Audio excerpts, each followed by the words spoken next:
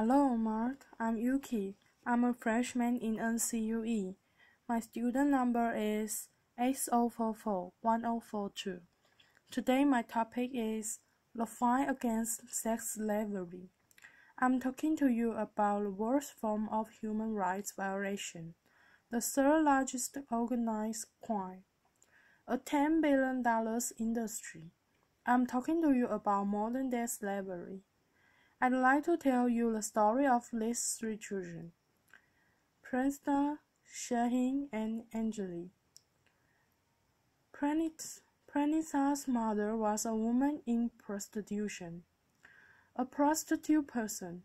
She got infected with HIV, and towards the end of her life, when she was in the final stages of AIDS, she could not prostitute. So she sold 4-year-old Pranitha to a broker.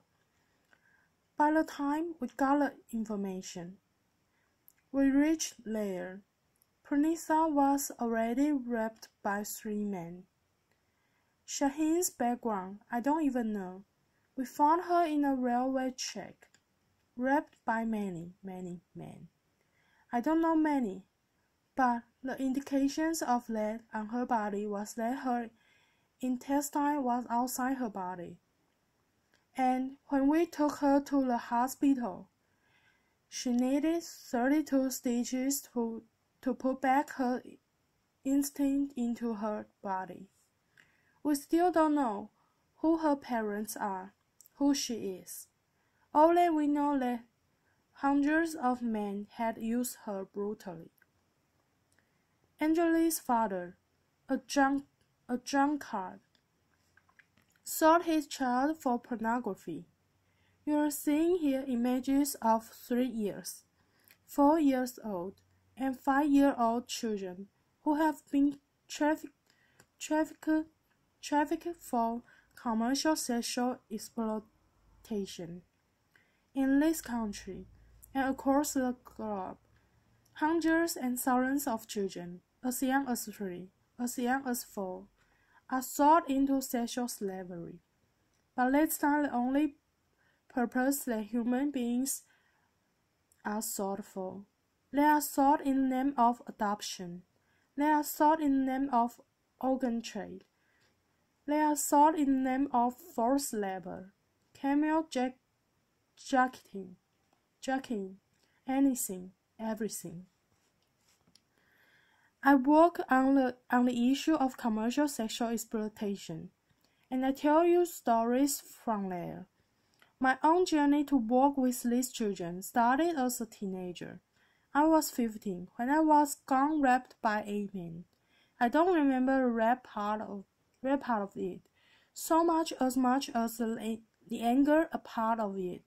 Yes, there were 8 men who defiled me, raped me, but they didn't go into my consciousness. I never felt like a victim, then or now. But what lingered from then till now? I'm 40 today. Is this huge, outrageous anger? 2 years. I was ostracized. I was stigmatized.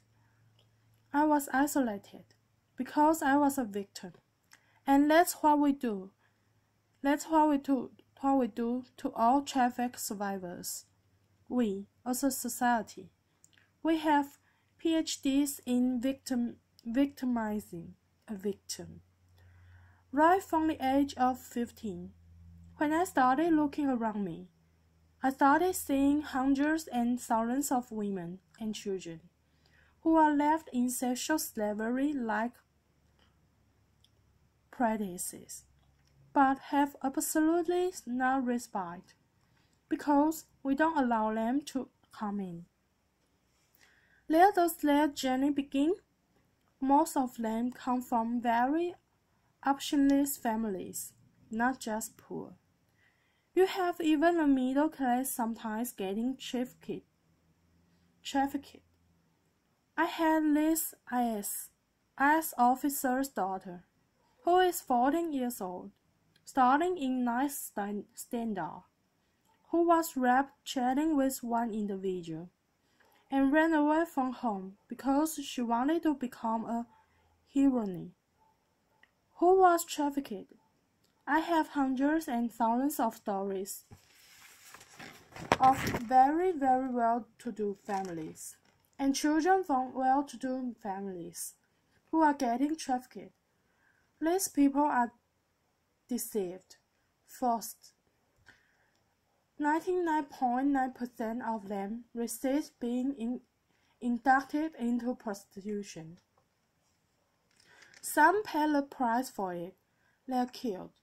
We don't even hear about them. They are voiceless, nameless people. But the rest, who succumb into it, go through everyday torture, because the men who come to them are not men who want to make you your girlfriends, or who want to have a family with you. These are men who buy you for an hour, for a day, and use you, throw you.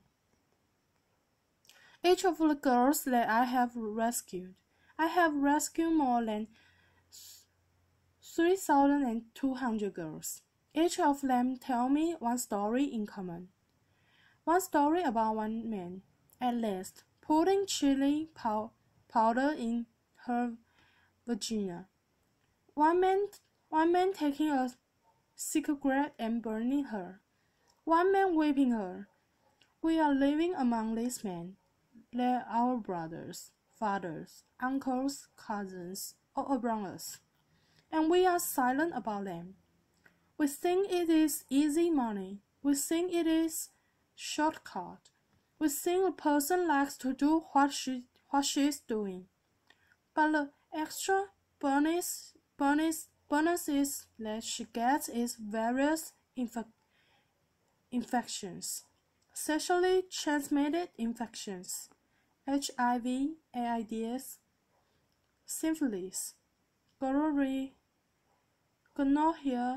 you name it. Substance abuse, drugs, everything under the sun. And one day she gives up on you and me, because we have no options for her, and therefore she starts normalizing this exploitation. She believes, yes, this is it. This is what my destiny is about, and this is normal, to get raped by 100 men a day, and it's abnormal to live in a shelter. It's abnormal to get rehabilitated.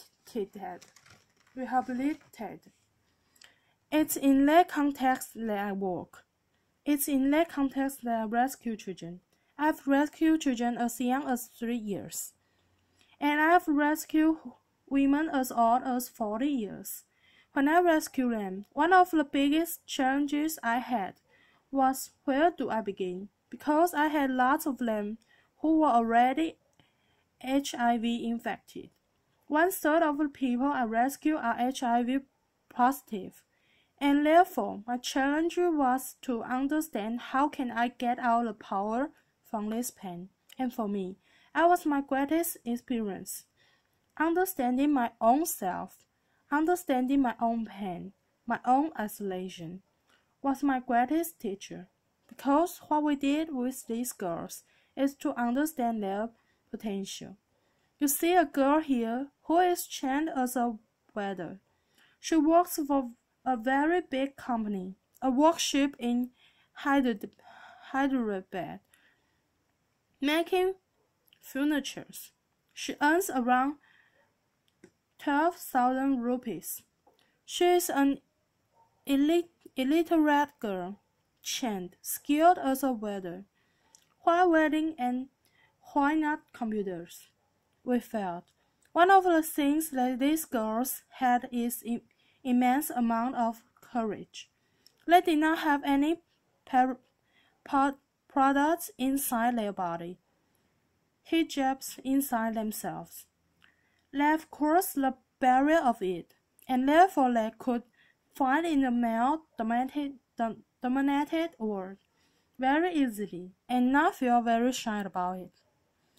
Why have trained girls as carpenters, as masons, as security guards, as cab drivers, and each one of them are excelling in their chosen field, gaining confidence, restoring dignity, and building hopes in their own lives.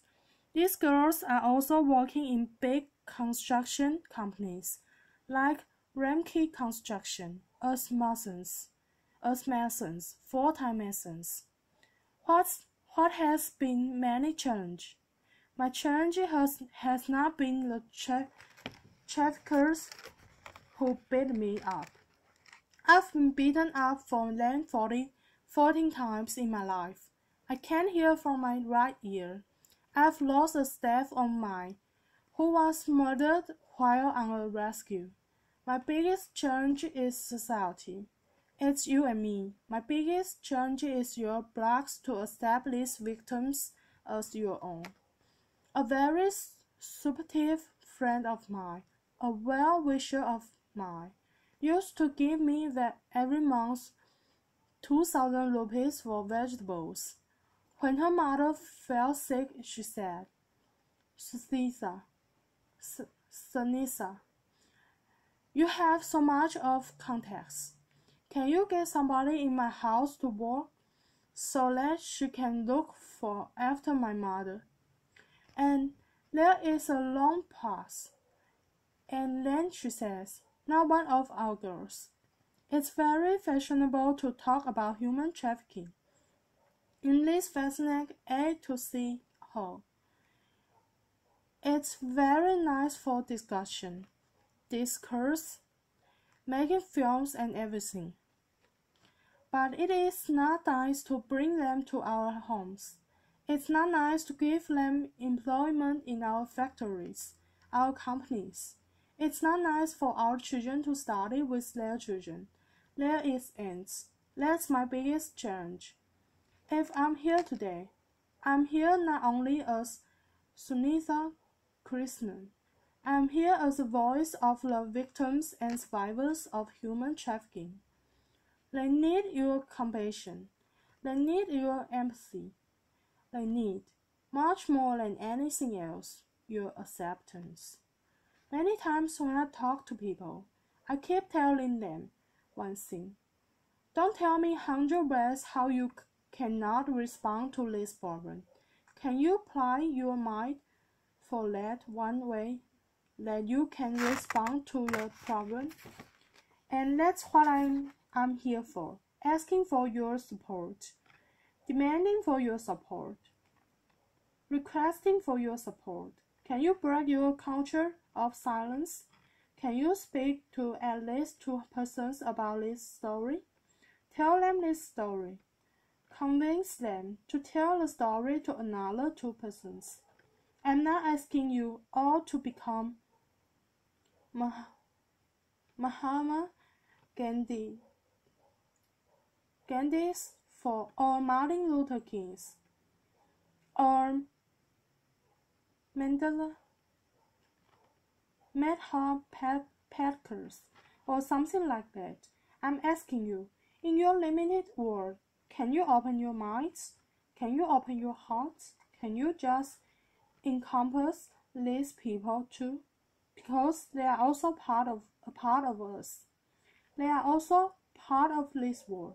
I'm asking you for these children whose faces you see.